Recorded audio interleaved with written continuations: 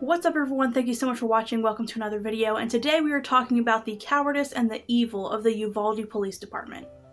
Before I begin, I just want to say that one of the reasons I don't comment all that much on police cases is because I feel like a lot of people just aren't willing to do the research, they're not willing to wait till all the facts come out. It's just so common that people just give these knee-jerk reactions of saying, you know, this officer did something wrong, this officer should be fired, this officer should be charged with something. And it's not that those cases and those stories don't matter. There are just so many other things that I'm talking about that I feel like I can't really dedicate the time to really get into these stories in the way that they actually deserve.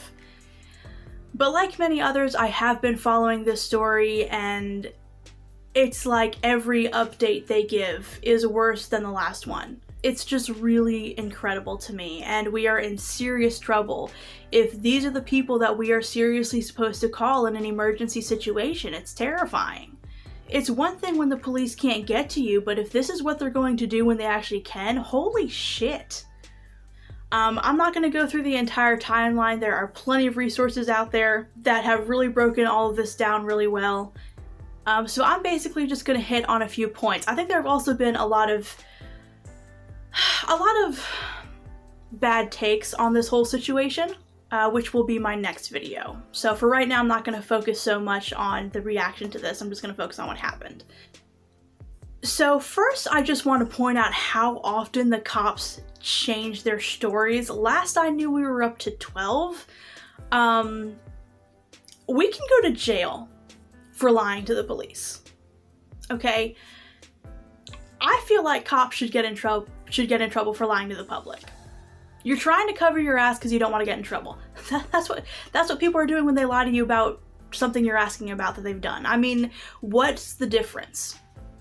I'm so tired of qualified immunity. I'm so tired of cops getting away with things that if any of us did it, we would be thrown in jail, no questions asked.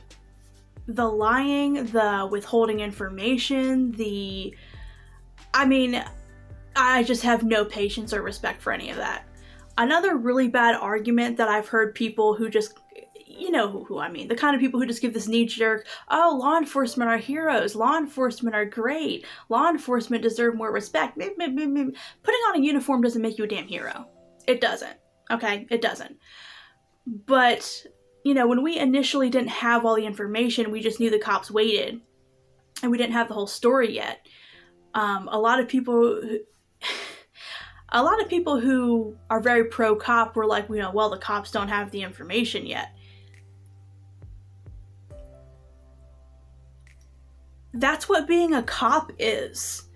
You're going into a situation and you don't know all the information, okay? That's what being a police officer is. All right? So if you're not up for it, hang up that uniform, bud. Like, just forget school shootings or mass shootings for a second. So many 911 calls do not have a whole lot of details. They might not have a full description of a suspect. They might not know where this person is located. They know where this person was last located.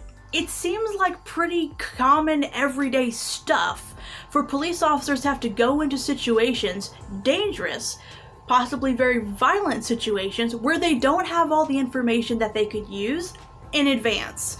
That's kind of what being a cop is. So to anyone who made that argument when all we knew was that cops waited outside, that's dead in the water. That is a stupid argument. That is ridiculous. Let's just not even play pretend here. If there is an active shooter, you do everything you can to stop the shooter. And yes, that means you might go around a corner and the shooter's right there and you're not prepared. That's what that's what cops are for. You exist for such a time as this. That is your purpose. The next thing that became an issue, I'm sure several of you have seen this headline, the fact that cops waited 40 minutes to go in and kill this guy, being defended by saying, well, again, kind of ties back into the, well, they didn't know where the shooter was, they could have been shot, they could have been killed. Yes! Yup! In a mass shooting situation, if you are the one who's called to stop the shooter, there is, in fact, I'm not gonna lie to you, a possibility that you could get shot and or killed. Did you not think that was part of it? I mean, other people are getting killed by this shooter. It's certainly within reason that you could be as well. And no one wants to see that. But, this is an elementary school. You better suck it up, bitch. You know, so many people are pointing to this story and saying that this is such an example of cowardice. I'm not even sure I think we're past cowardice. I really think this is a matter of evil. I don't think this is a matter of people who were just unprepared for this intense situation that they were put into. I think this is a matter of people who honestly did not care enough to do something to protect the children when it counted. And you know what? I could not be a cop, and I am not going to sit here and act like I am brave. I would be terrified in that situation, but I would like to think that I would have enough courage to at least try to do something for these kids who were slaughtered in school. So many things about this timeline are just so fucked up. We are past cowardice. This is evil. They rescued their own kids first.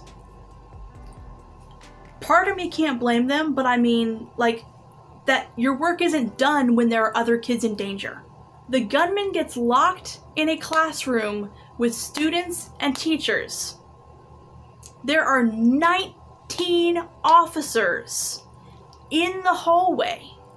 At some point, the assumption was that these kids were dead anyways, so why go in? Seemed to be the mentality, from what I can gather, which is just, I mean, first of all, that's, the timeline we have is infuriating, but there's also just still so many questions. It seems like they had plenty of time to engage with and stop this guy before it got to that point. Anyways, these 19 officers in the hallway end up retreating. Students in this classroom are calling 911, begging for rescue, and it doesn't fucking come. Parents who were outside the school are handcuffed and tased because they are trying to get to the building to save their child. If you have 19 officers versus one shooter, you don't need backup, you don't need the National Guard or Border Patrol or the Army, or like, if you can't do enough against one shooter with 19 people, your department sucks. And even after they get help, from what I understand, it took an off-duty Border Patrol agent to go in there and kill this guy. By all means, props to him, but there are 19 children dead and 2 adults dead. There was so much failure throughout this whole thing, and I'm tired of people calling it cowardice. I realize that this is an emotional issue, but I'm sorry, this is pure evil. If you know that kids are in not a few days from now kind of danger, not next week kind of danger, but immediate danger, and you refuse to do anything to try to help, you are evil, whether you're a cop or not. These cops were so much more than cowardly. They're so much more than a disgrace.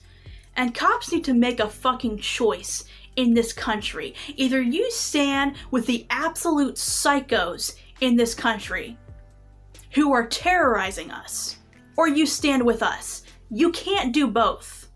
You cannot do both. That's not an option. That's not a choice. If you can't do better than this, you are certainly no hero, and you have no business being a police officer.